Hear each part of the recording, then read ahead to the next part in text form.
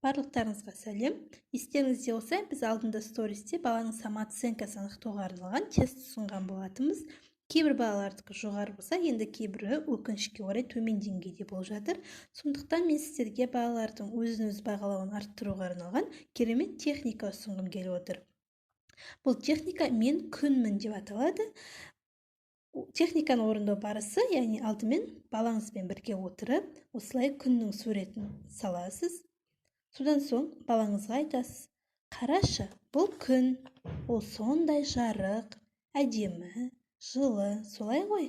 Ал енді елестетші, күн ол сен де осы күн сияқты жарқын, жақсы бола аласың.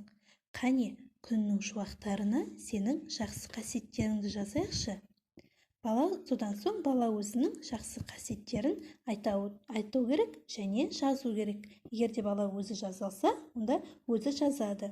Ал жаза алмайтын болса, онда айтып отырады, оны сіз жазасыз.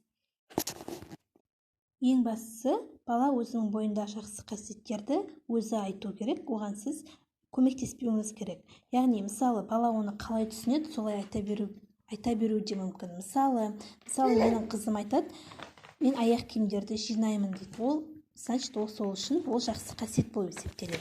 Мен мамаға көмектесемін деген сияқты, олар өз еркімен солай өзінің жақсы қасиеттерін айтып өтеді.